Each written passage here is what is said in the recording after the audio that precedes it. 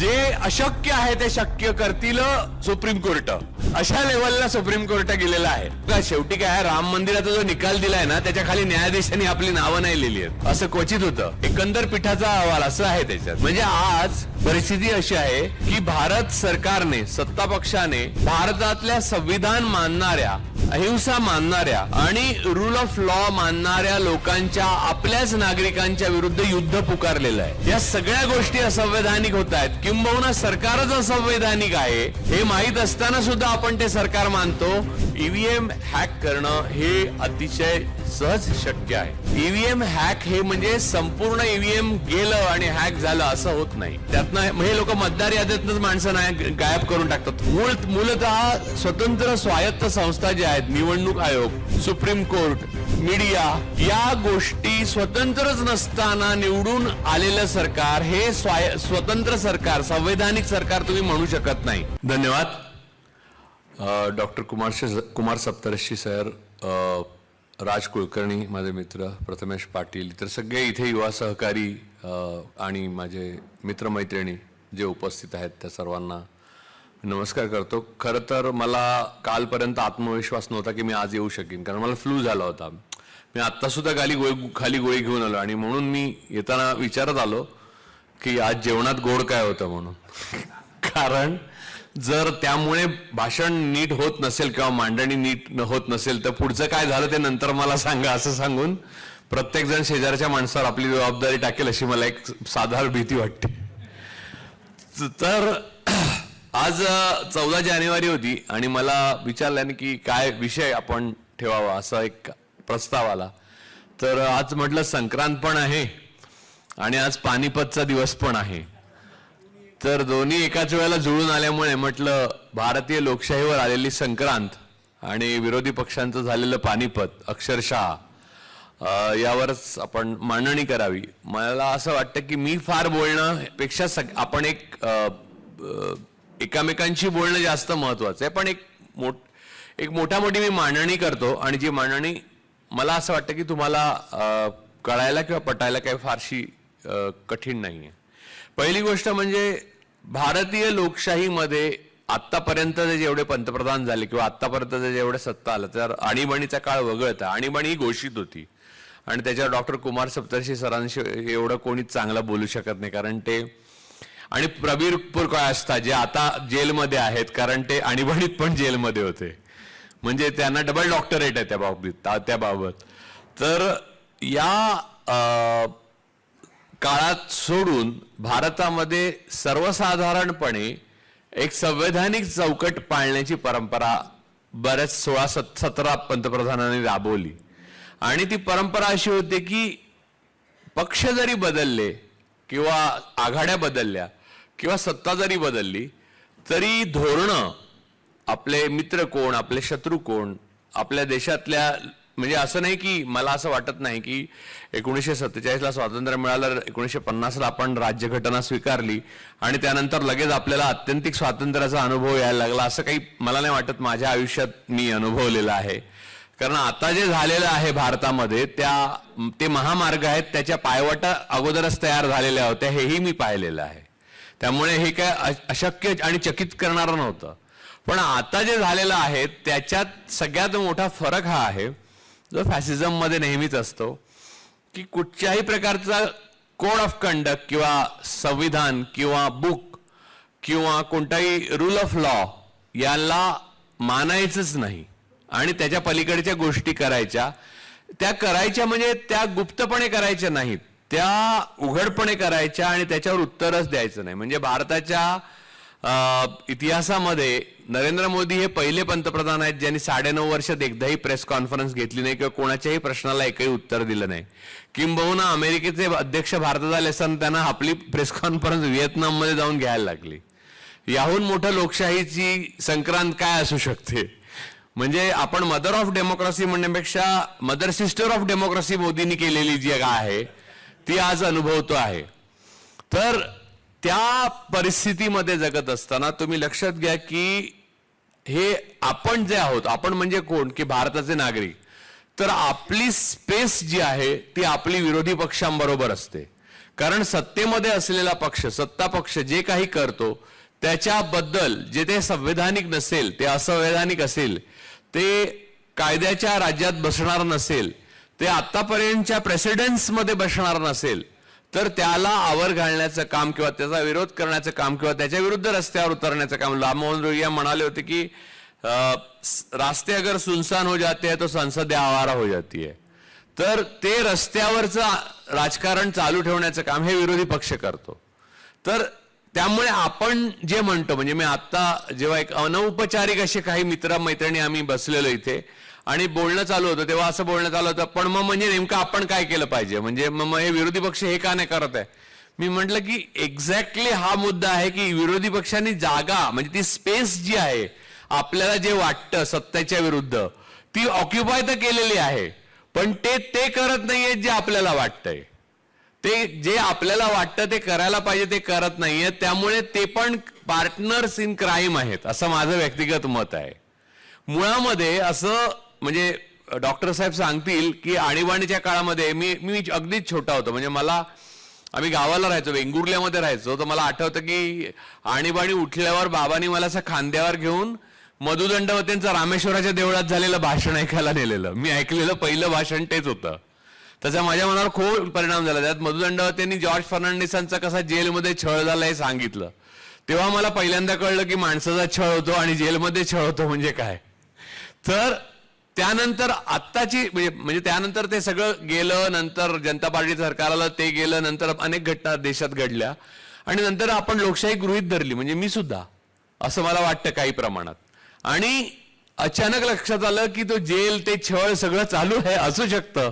आणि ते होत होतं, छोट्या प्रमाणावर होत होतं. म्हणजे दलित कार्यकर्त्यांना नक्षलवादी ठरवून तुरुंगात टाकणे किंवा आदिवासींमध्ये काम करणाऱ्या NGO मध्ये जे मोठे माणसं काम करतात त्यांना पकडणे वगैरे, ह्या गोष्टी छोट्या छोट्या प्रमाणावर चालू होत्या. परंतु ज्या स्वायत्त संस्था आहेत त्यांचं एक स्वतःचं असलेलं अस्तित्व आणि त्यांचं एक नैतिक बळ इतकं कमी, इतकं अशक्त करण्यात नव्हतं आलेलं की त्या नाहीच आहेत असं वाटावं. म्हणजे आज परिस्थिती अशी आहे की भारत सरकारने, सत्ता पक्षाने भारतातल्या संविधान मानणाऱ्या, अहिंसा मानणाऱ्या आणि रूल ऑफ लॉ मानणाऱ्या लोकांच्या, आपल्याच नागरिकांच्या विरुद्ध युद्ध पुकारलेलं आहे. ही परिस्थिती आहे. फक्त नागरिक हे शांत आहेत आणि आपण जर फॉलो केलं नाही तर कॅओस होईल, म्हणजे अनार्की होईल. म्हणून अजून नागरिक ट्रॅफिक हवालदारने हात दाखवल्यावर थांबतात किंवा पोलिसांनी बोलवल्यावर जातात किंवा ईडीची नोटीस आल्यावर लगेच जाऊन समोर बसतात. या सगळ्या गोष्टी असंवैधानिक होत आहेत. किंबहुना सरकारच असंवैधानिक आहे हे माहीत असताना सुद्धा आपण ते सरकार मानतो, कारण आपल्याला एक त्यातल्या त्यात शिस्तबद्ध आणि आनंददायक आयुष्य हवं आहे, ही आपली गरज झालेली आहे.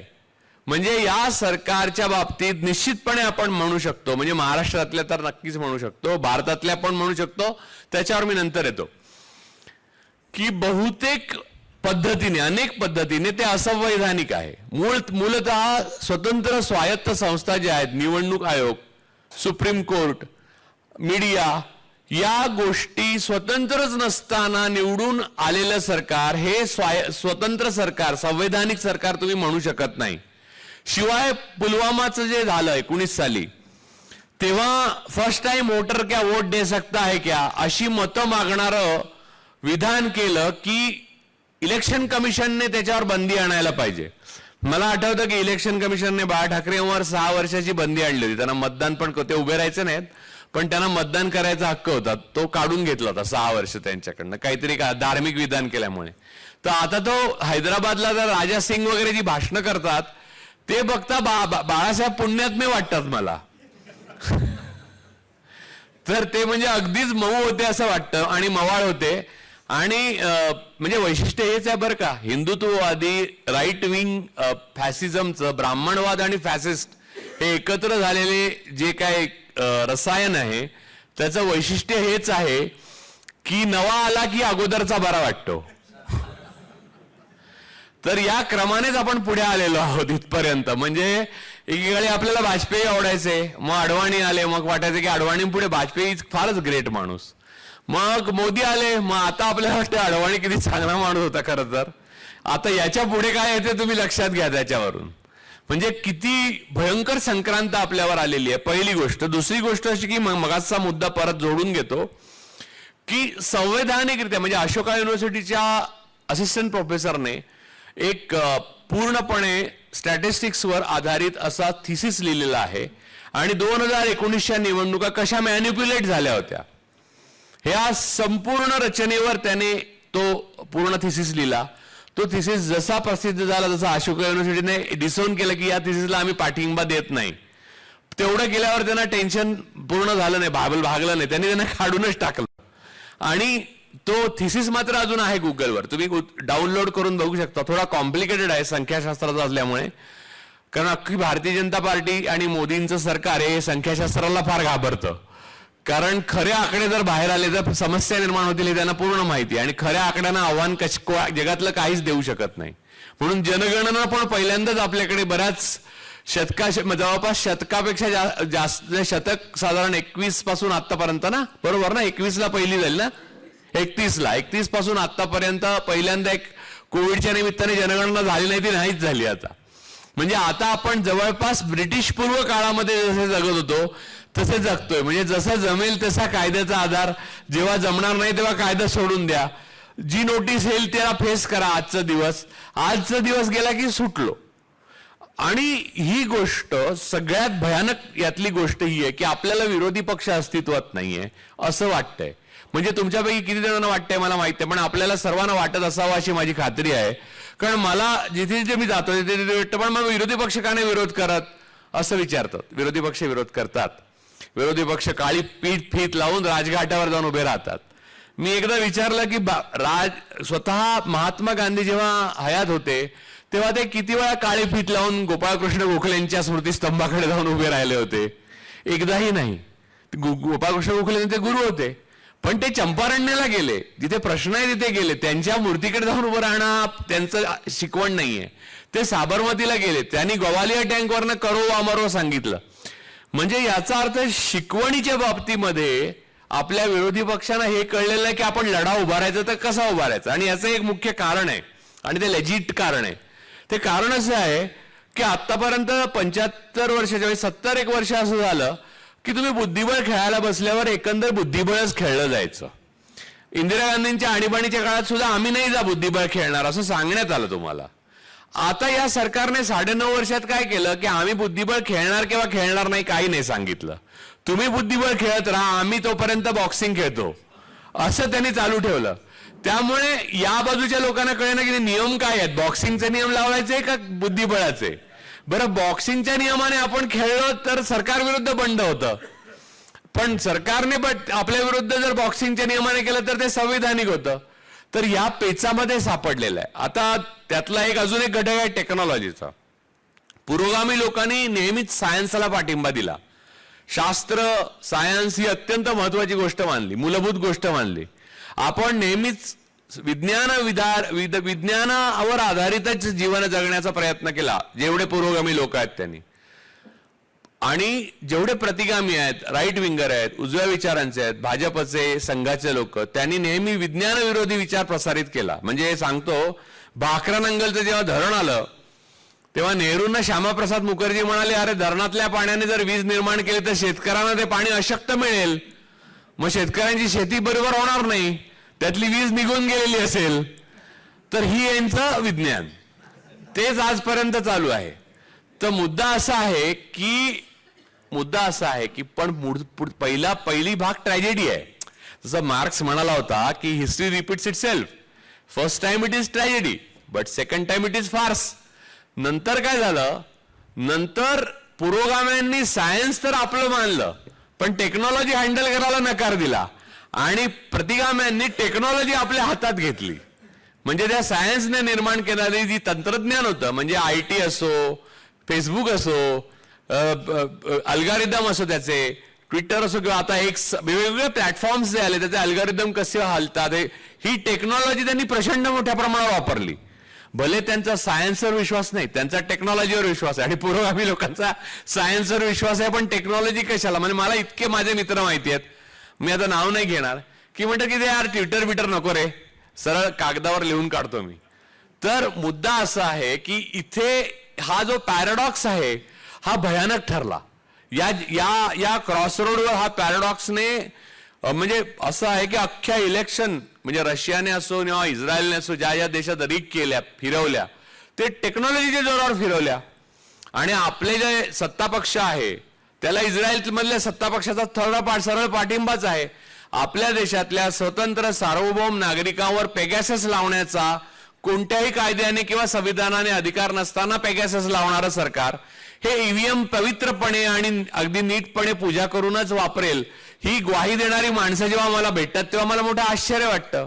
आणि काही पक्षाचे हे कार्यकर्ते एवढे उत्साही असतात की ईव्हीएम ज्या रूम मध्ये ठेवलेली असतात तिथे बाहेर ते पहारे वगैरे देतात. म्हणजे जसं काही तुम्ही पहारा इथे दिलं तर समोर असलेला टीव्ही मी ऑफच नाही करू शकत. तर हे जे सायन्स आणि टेक्नॉलॉजी मधली ज्या भानगड आहेत त्याचा हा दुष्परिणाम आहे. ईव्हीएम हॅक करणं हे अतिशय सहज शक्य आहे. ईव्हीएम हॅक हे म्हणजे संपूर्ण ईव्हीएम गेलं आणि हॅक झालं असं होत नाही, फक्त काही ठिकाणी प्रिसिजनने करायला लागतं. मी तुम्हाला एक उदाहरण देतो एनिग्माचं. मला वाटतं मी परवा कुठेतरी बोललोय, ते रिपीट होईल कदाचित, ज्यांनी ऐकलं असेल त्यांना. हिटलरचं जे कोडिंग होतं म्हणजे जे जर्मन सेनेचं नाझी पक्षाचं कोडिंग होतं ते संपूर्ण लुफ्टवाफे वगैरे वापरायचे ते कोडिंग डिकोड करण्याचं ब्रिटनला यश आलं 41-42च्या दरम्यान. त्यानंतर संपूर्ण जर्मन सैन्याच्या चाली ज्या आहेत त्या दोस्त राष्ट्रांना म्हणजे अमेरिका आणि युके इंग्लंड आणि सर्वांना आधीच कळायच्या बऱ्याचशा, कारण ते डिकोड करता यायचं. परंतु त्यांनी एक ठरवलं होतं की ते डिकोड करताना एक 60 ते 70% डिकोड वापरायचं, 40% सोडून द्यायचं. कारण जर 100% डिकोड केलेलं वापरायला सुरुवात केली तर लगेच जर्मनांना कळणार की आपला कोड डिकोड होतोय म्हणून, कारण एवढा योगायोग असू शकत नाही. तर त्यामुळे ते 100% न करता 60% वगैरे करून, म्हणजे खरं सांगायचं झालं तर त्यांनी 100% केलं असतं आणि हिटलरला कळलं नसतं. म्हणजे याच्यात इफ अँड बट खूप आहेत.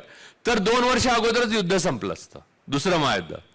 पण ते 2 वर्ष खेचले त्यांनी. याचं कारण त्यांना ज्या पद्धतीने ते हँडल करायला हवं होतं त्याच्यामध्ये 2 अटी होत्या. एक म्हणजे आपल्या विरोधी पक्षाला कायम वाटत राहणं की तो बरोबर चाललाय.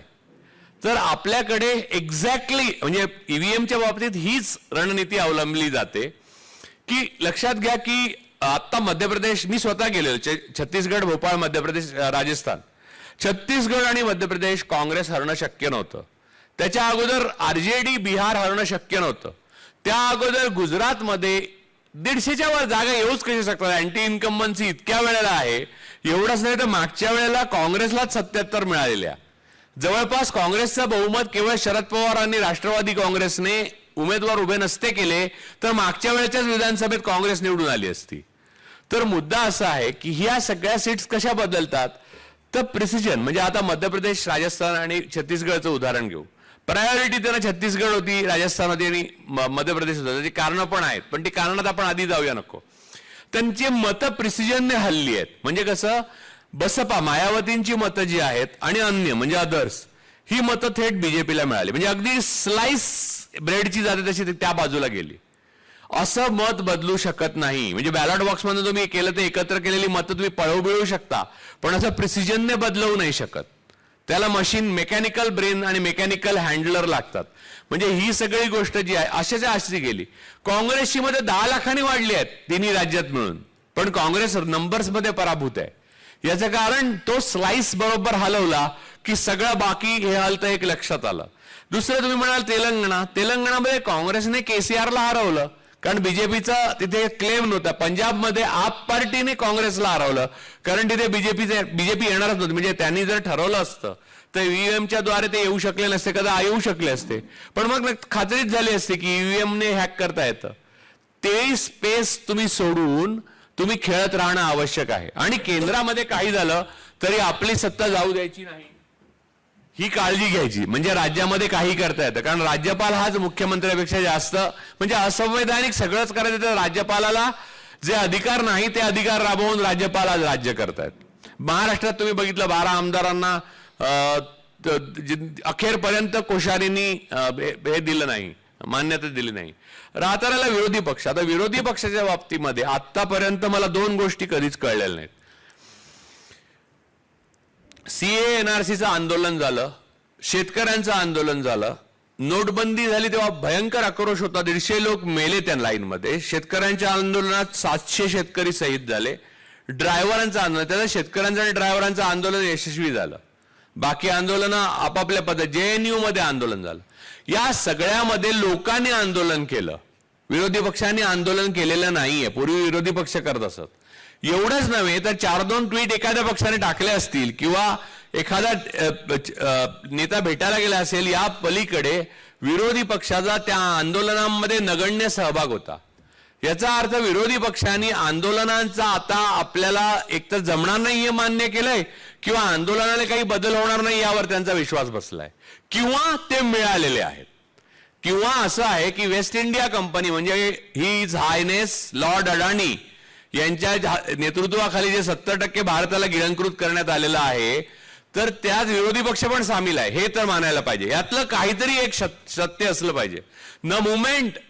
द मुमेंट छत्तीसगड गेलं त्या दिवशीपासून हसदेवमध्ये जंगलची कटाई सुरू झाली. आता निकोबारमध्ये पण सुरू झाली. म्हणजे लक्षद्वीप आणि निकोबार तुम्हाला असं वाटत असेल की भारताचं काहीतरी महान होतं, असं काही नाही. त्या अडाणीला जंगलं, तिथला निसर्ग नष्ट करण्याची परवानगी मिळण्याकरता हे सर्व नेपथ्य आहे. तर या प्रकारचं जीवन आपल्याला जगायला लागतंय. तर आपण ईस्ट इंडिया कंपनीचे जसे गुलाम होतो तसे आता वेस्ट इंडिया कंपनीचे गुलाम आहे. त्याने गुलामगिरी कोणाची असल्याने फरक पडत नाही, हे आपलेच आहेत. हे संविधानिक नाहीये. अडाणीला मिळालेलं एकही कॉन्ट्रॅक्ट संविधानिक नाहीये. अडाणीला मिळालेले कुठचेही कोर्टाचे निर्णय हे संविधानिक. अरुण मिश्राने दिलेले निर्णय ह्याचं वाचन होईल पुढे, त्याची पुस्तकं लिहिली जातील आणि त्याचं अनालिटिकल पूर्ण डिस्क्रिप्शन जे आहे ते लिहिलं जाईल. तेव्हा तुम्हाला कळेल की काय प्रकारचं भारतामध्ये असंवैधानिक राज्य चाललं होतं. पण त्यावर विरोधी पक्ष काय भूमिका घेत होता, म्हणजे जेव्हा आणीबाणीच्या काळामध्ये विरोधी पक्ष अशा प्रकारे उभा होता की जुनून होता लोकांमध्ये, केव्हा एकदा इंदिरा गांधींना हरवतो म्हणून. आज असं काही दिसत नाही. तर 22 मी इथे गांधी स्मारकात यायच्या अगोदर मी गाडी फिरवून जस्ट मला इथे कॉर्नरला मिळेल ना म्हणजे शोधत होतो. त्याच्या आतमध्ये मला 4 रामाचे बोर्ड आरती करा 22 तारखेला म्हणून आणि 3 सावरकरांचे दिसले. म्हणजे काय लेवलला म्हणजे रेशो बघा किती आहेत. आणि मग शेवटी गांधी स्मारक असं दिसलं. या रेशोमध्ये आपण जगतो आहोत.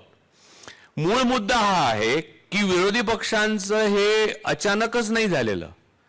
हे आमच्या मुंबईमध्ये छत्रपती शिवाजी महाराज, डॉक्टर आंबेडकर, शाहू फुले, ज्योतिराव फुले यांचं स्मारक नाही आहे. मुंबईत आमच्या समुद्रकिनारी सावरकरांचंच स्मारक आहे आणि ते अगोदरच्याच वर्षामध्ये बांधलं गेलेलं आहे. त्यामुळे मुंबई महाराष्ट्राची असली तरी ज्या पद्धतीने विचार केला गेला राज्यकर्त्यांकडनं ते पाहता ह्या पायवाटा तयार करूनच ठेवल्या होत्या अगोदरच्या राज्यकर्त्यांनी. यांनी त्याचे महामार्ग केलेले आहेत.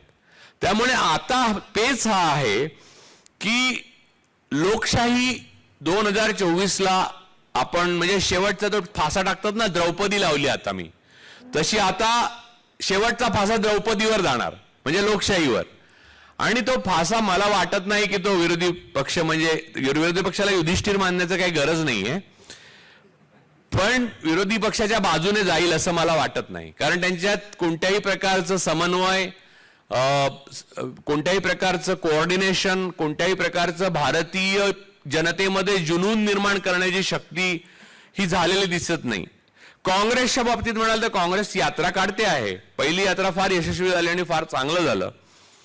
सगळ्यात पहिले राहुल गांधीच प्रत्येक धोक्याविरुद्ध बोलले, हेही इथे नमूद करायला पाहिजे. परंतु ज्या वेळेला ही दुसरी यात्रा काँग्रेसची निघते त्यावेळेला बूथ मॅनेजमेंट, बूथवरचं सगळं मशिनरी, माणसांच्या मतदार याद्या, त्यातनं हे लोक मतदार याद्यातनंच माणसं गायब करून टाकतात. ईव्हीएम आणि इलेक्शन कमिशनला थोडीशी जागा उरते. इलेक्शन कमिशनने 19 लाख ईव्हीएम गायब झाले, त्याच्यावर काय उत्तरच दिलेलं नाही आतापर्यंत. बरं, व्हीव्हीपॅट 6.5 लाख 4 महिन्यात गायब केले, त्याच्याबद्दल काय उत्तर दिलं नाही. म्हणजे पूर्णपणे असंवैधानिक सरकार चालू असताना मला असं वाटतं की छोटं बूथ मॅनेजमेंट वगैरेला आत्ता मशिनरी लागण्याऐवजी ती पुन्हा यात्रेला लागणार, ही एक भीती आहे माझ्या मनात. म्हणजे ती तुमच्याकडे व्यक्त करतो. पण त्या पलीकडच्या भीती खूप आहेत. म्हणजे त्याच्या पलीकडे बूथ लावला वगैरे तरी इलेक्शन कमिशन स्वतःच आज तर आलेलं आहे. इलेक्शन कमिशन मला कुमार केतकरांनीच फॉरवर्ड केलं ते मेसेज की इलेक्शन कमिशन स्वतःच प्रचार करते की सरकारला मत द्या म्हणून, म्हणजे भाजपला मत द्या. आणि तुम्हाला मी सांगतो की मोदींचे सेल्फी पॉइंट सगळीकडे उभे केले. त्याच्या बाजूला राहुल गांधी, लाल बहादूर शास्त्री, इंदिरा गांधी यांचे सेल्फी पॉइंट करा. बघा कोणाचे जास्त सेल्फी पॉइंट होतात, कोण काढतात सेल्फी जास्त कोणाबरोबर. मोदींबरोबर सेल्फी काढणार नाही कोणी, कारण इतिहास हे बघा. शेवटी काय, राम मंदिराचा जो निकाल दिलाय ना त्याच्या खाली न्यायाधीशांनी आपली नावं नाही लिहिली आहेत. असं क्वचित होतं, कारण त्यांना माहितीये पुढे जाऊन हे जेव्हा आपले नातवंड पणतवंड वाचणार तेव्हा आपली नावं नको. एकंदर पीठाचा अहवाल असं आहे त्याच्यात. ते आपली म्हणजे जनरली त्या पीठाचं नाव कोण कोण आहेत तर गोगोई आहेत, ज्यांनी यौन शोषणाचे स्वतःवर झालेले आरोप स्वतःच्याच पीठाखाली घेऊन स्वतःला मुक्त केलं आणि राम मंदिराचा निर्णय दिल्यावर स्वतःच राज्यसभा घेऊन त्या पक्षी जाऊन बसले त्या पक्षात. अशा प्रकारचे महान न्यायाधीश. म्हणजे पुण्यामध्ये बोलतोय आपण काय, देहांत प्रायश्चित हेच खरे प्रायश्चित म्हणून काशीला निघून गेलेलं रामशास्त्रींचं इथे लहानपणी आम्हाला स्टोऱ्या सांगायचे. तर मी आत्ता येत होतो सिम्बॉसिसकडे वळताना मला रामशास्त्री आठवले अचानक. म्हटलं उगाचच वेळ फुकट घालवलं माणसानं, त्याऐवजी पुण्यात मजा करत राहिलेस तर खूप पुढे अजून गंमत झाली होती. तर कारण राघोबादादांच्या मुलाने तर अजूनच धमाल उडवली होती. तर ते रामशास्त्री मुकले त्याला. तर आत्ताचे असते तर ते तसे मुकले नसते, बरोबर पक्ष बदलला असता वेळ आली की. आणि मूळ मुद्दा असा आहे की तर त्या राम मंदिर स्टेन स्वामी यांना स्ट्रॉ दिला नाही शेवटपर्यंत आणि ते गेले. पार्किन्सन्स होते. 85 वर्षाचा एक सेवाभावी फादर. का कोर्ट चर्चा करत राहिले ज्युरिस्डिक्शन मध्ये येतं की नाही आपल्या. बरं, ईडी आणि सीबीआय आणि बाकी आयटी वगैरे NSA NIA या संस्था अत्यंत चुकीच्या पद्धतीने फक्त विरोधी पक्षांवर धाड टाकून त्यांचा संवैधानिक आवाज दाबतात. अशी कोर्टात केस गेल्यावर सुप्रीम कोर्ट म्हणलं हे आमच्या ज्युरिस्डिक्शन मध्ये येत नाही, हे पॉलिटिकली तुम्ही सॉल्व्ह करा. झालं, हे दुसरं गेलं. उमर खलीदला कोणत्या गुन्ह्याखाली अटक केली आहे यावरच चर्चा करते अजून. 5 वर्ष 6 वर्ष झाली त्या माणसाचं आयुष्य बर्बाद झालं डॉक्टरेट असलेल्या, आणि त्याला कोणत्याही गुन्ह्याखाली अटक करता येत नाही असं निश्चितपणे सांगू शकतो मी. त्याला तो म्हणजे स्टेन स्वामी तर गेलेच, पण उमर खलीद उगाच तुरुंगात आहे आणि असे कित्येक आहेत. आणि सुप्रीम कोर्ट नरोवा कुंजरोवा भूमिका घेत नाही. तर अशा वेळेला विरोधी पक्षांना एवढी स्पेस असताना याविरुद्ध न बोलता, इलेक्शन कमिशन विरुद्ध न बोलता अजून एक पत्र त्यांना लिहिणं, मग या एनजीओ व्हावी ना विरोधी पक्षाची एक चांगली. एनजीओ वाले पत्र लिहितात चांगली याच्यापेक्षा. आणि विरोधी पक्षांना म्हणजे काँग्रेसला विशेषतः गांधीजींनी पहिल्यांदा एनजीओ कडनं लोकप्रवाह आणि लोकसंग्रह करायला शिकवलं, स्त्रियांना रस्त्यावर आणलं. पण या सगळ्याच्या पलीकडे जाऊन सांगतो, या सगळ्या गोष्टीमधला आपली अखत्यारीत आपल्या येत नाही असं न्यायालय सांगतं. त्याला राम मात्र कुठे जन्मला ते पक्क माहिती आहे, ते त्यांच्या ज्युरिस्डिक्शन मध्ये येतं. ते त्यांनी लगेच सांगितलं, हा इथे जे अशक्य आहे ते शक्य करतील सुप्रीम कोर्ट. अशा लेवलला सुप्रीम कोर्ट गेलेला आहे. आणि सुप्रीम कोर्टावर कळस निवडणूक आयोगाने चढवलेला. आता तर ते कोणाला मत द्या हे सुद्धा सांगतात. म्हणजे काय, निवडणूक आयोगाचं कामच आहे निवडणुका चांगल्या प्रकारे पार पडाव्या. एवढंच नव्हे तर लोकांना कोणाला मत द्यावं असा जर संभ्रम असेल तर उगाच त्यांना त्रास होऊ नये, त्यांना मदतच करू म्हणून ते आता ते मदत पण करायला लागलेत. म्हणजे एवढं प्रोएक्टिव्ह इलेक्शन कमिशन पहिल्यांदा झालंय. आणि त्याच वेळेला गोदी मीडिया साथ देत नाही, प्रशासन साथ देत नाही. आणि विरोधी पक्ष म्हणजे विरोधी पक्षाने आतापर्यंत आंदोलन या नावाखाली काय केलं ते त्याच्यावर आपण बोलू, म्हणजे प्रश्नोत्तराच्या वेळेला येईल. पण जी आंदोलनं झाली त्याच्यामध्ये पण मोठा सहभाग दिसला नाही. लोकांमध्ये आजपर्यंत इंडिया अलायन्सने कोणताही जुनून निर्माण केलेला नाही. किंबहुना असा इंडिया अलायन्स आहे की काय अशी अफवा पसरली आहे फक्त. अजून कन्फर्म झालेली नाही ती अफवा, की म्हणजे जयप्रकाशजी प्रत्यक्ष गेले त्याच्या अगोदर एक अफवा पसरली होती ते गेले अशी, आणि नंतर आम्ही शाळा सुटली त्या दिवशी आमची, आणि नंतर मोराजींनी जाहीर केलं नाही नाही नाही जयप्रकाश जे आहेत अजून म्हणून. तसं इंडिया अलायन्स झाला अशी एक अफवा पसरली, आणि नंतर ती अफवा आता खरी आहे का खोटी हेच कळत नाहीये. या लेवलला विरोधी पक्ष गेलेला आहे. म्हणजे विरोधी पक्षांचं पानिपताहून याच्याहून वेगळं पानिपत ते काय असतं, म्हणजे 2 मोती गळाले काय ते जे काय आहे 27 ते 2 कोण, हे 27 कोण ते तुम्ही इथे लावू शकता आणि तुम्हाला कळेल की विरोधी पक्षाची परिस्थिती काय आहे ते. एकही जन आंदोलन, एकही मोठा मोर्चा, म्हणजे डॉक्टर सप्तर्षींची पिढी भाग्यवान, त्यांनी चक्का जाम म्हटल्यावर अख्खा देशातल्या रेल्वे बंद होताना पाहिलं, म्हणजे जनता जागरूक असणं म्हणजे काय हे पाहिलं. त्यांनी एकदा आवाज दिल्यावर लष्कराने आणि पोलिसांनी सुद्धा सरकारचं ऐकू नये असं जयप्रकाशांनी आवाज दिल्यावर सगळ्यांना उचलून रात्री तुरुंगात घातलेलं पाहिलं. आपल्याला कसं करतायत, एकट्या एकट्याला उचलून घालतात. म्हणजे आज परुळेकरांना घातलं, सप्तर्षी म्हणणार ठीक आहे आज परुळेकर गेले वाईट झालं. कॉमेंट सकाळने विचारली काय वाटतं तुम्हाला, फार वाईट वाटतं, फार हे लोकशाहीचे विरोधी कृत्य आहे. दुसऱ्या दिवशी त्यानंच घातलं, संपलं. त्यांना घातल्यावर कोण दुसरा एक कॉमेंट देणार की फार वाईट, या दोघांनी उगाचच घातलं. तिसऱ्या दिवशी त्याच्यासाठी येणार, त्यालाही घालणार आतमध्ये. असं करत करत करत करत म्हणजे कसं एकाच वेळी उचललं तर लोकांमध्ये आंदोलन होण्याऐवजी हळूहळू एका एकाला उचलणं सोपं आहे, हे या सरकारने शिकून घेतलं. म्हणजे जसे व्हायरस आहेत, व्हायरस ते उत्क्रांत होतात किंवा बॅक्टेरिया आहेत ते उत्क्रांत होतात, हळूहळू अँटीबायोटिक्सला दाद द्यायचे बंद होतात. तशा अगोदरच्या आणीबाणीतनं नंतरच्या आणीबाणीवाल्यांनी शिकून घेतलं की काय नाही करायला पाहिजे आणि काय करायला पाहिजे. आणीबाणी असा शब्द पण तोंडातनं काढण्याची गरज नाही, सगळ्यांना आज करू शकतो आपण. हे सत्ता पक्षाच्या लक्षात आलेलं आहे.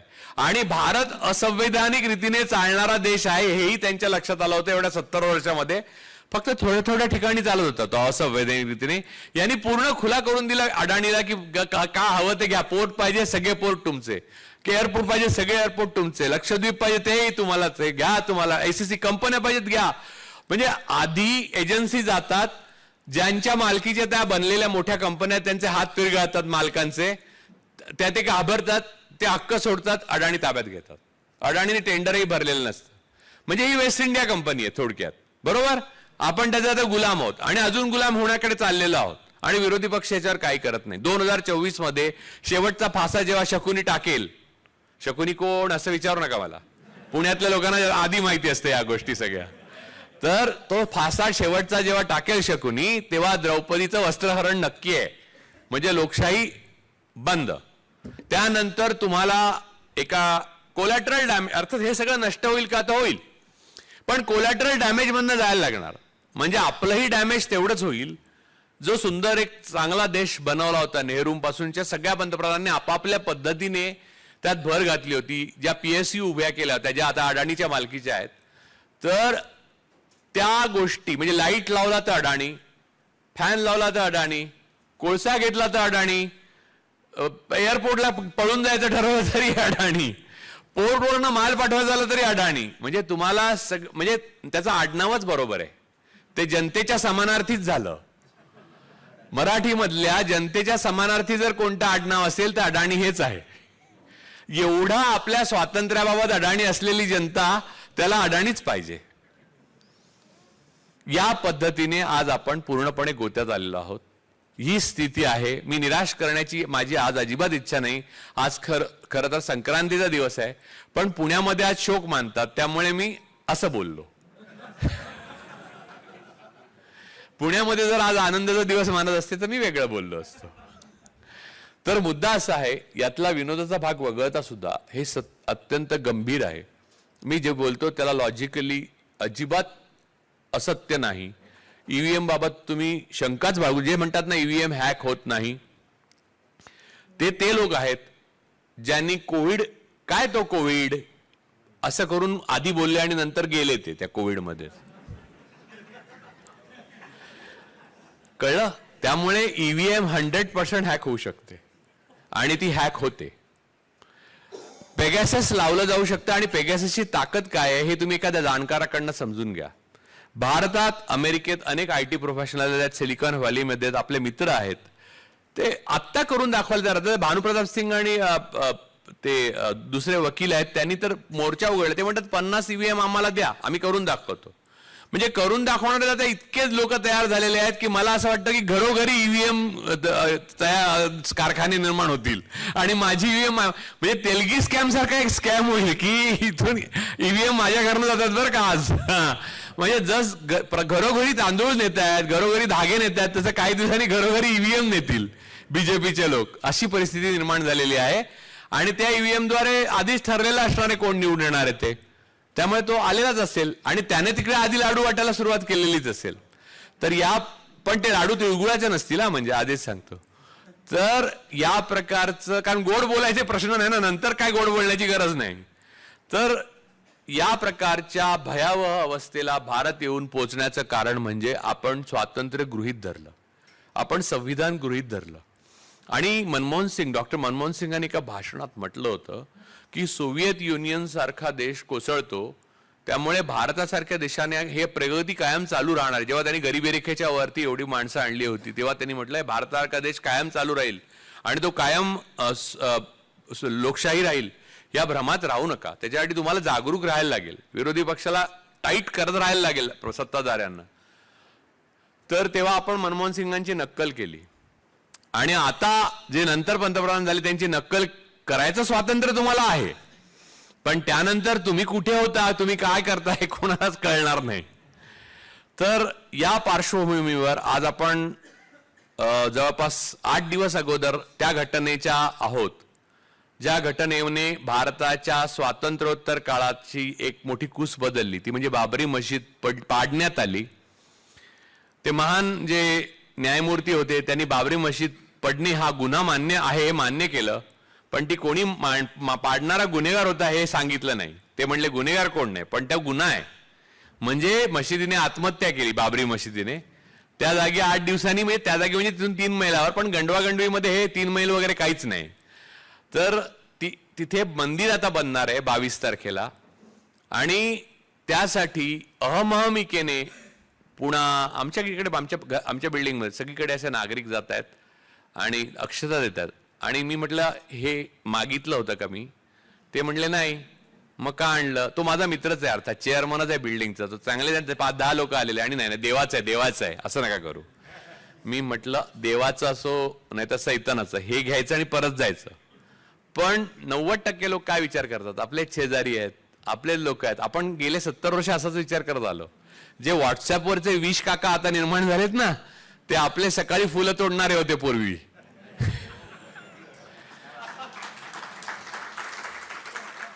ते अचानक एका रात्रीत नाही झाले, ते दबा धरून बसलेले. मी नेहमी ब्राह्मणवादाचं एक वैशिष्ट्य सांगतो. ब्राह्मणवाद हा जेव्हा बहुजन आणि आंबेडकरवाद जोरात असतो तेव्हा ब्राह्मणवाद बोलतो, तो ब्राह्मणवाद नव्हे. जेव्हा ब्राह्मण सगळे धर्म होतात आणि ब्राह्मणवाद बोलतो तो ब्राह्मणवाद. ब्राह्मणांची सत्ता येते तेव्हा बोलतो तो ब्राह्मणवाद. आता बोलतोय तो ब्राह्मणवाद आहे. तेव्हा बोलत होता ना, ती संधीची वाट पाहणारं हे एक हिंस्र श्वापत होतं. ते श्वापत आता आपल्या डोक्यावर बसलेलं आहे. त्याला उतरवण्याची ताकद असलेला विरोधी पक्ष आपल्याकडे नाही. आपल्यामध्ये शक्ती आहे असं आपल्याला जर वाटत असेल तर आपण लढू शकता. तुम्हाला एकटं लढायचं असायला पाहिजे, एकटं लढायची ताकद असायला पाहिजे. याचं कारण असं, कारण तुमच्यासाठी फक्त तुम्हीच लढू शकता. एक. आणि दुसरी गोष्ट अशी की जगातला एक माणूस सुद्धा गुलाम आहे तोपर्यंत सर्व माणसं गुलाम आहेत, असं एक बेसिक प्रिन्सिपल आहे. त्यामुळे तो गुलाम असलेला एक माणूस मी आहे असं मी मानतो. लोक विचारतात तुम्ही बोलता एवढं, तुम्ही इकडे भाषण करता, मग तुम्हाला त्रास नाही का होतो ना. सोलापूरला त्या दिवशी आलेले एवढे कागद घेऊन माझ्यावर, मी आणि राम पुनियांनी जी होतो त्यांच्या पुस्तकाचं प्रकाशन केलं, त्या सरफराज अहमद पोलीस आले कागद घेऊन. म्हटले करा सह्या. त्यात लिहिलेलं आम्ही जातीय विद्वेष पसरवणार नाही. बापरे म्हटलं, अरे वा, मी दंगली पेटवणार नाही वगैरे असं लिहिलेलं होतं.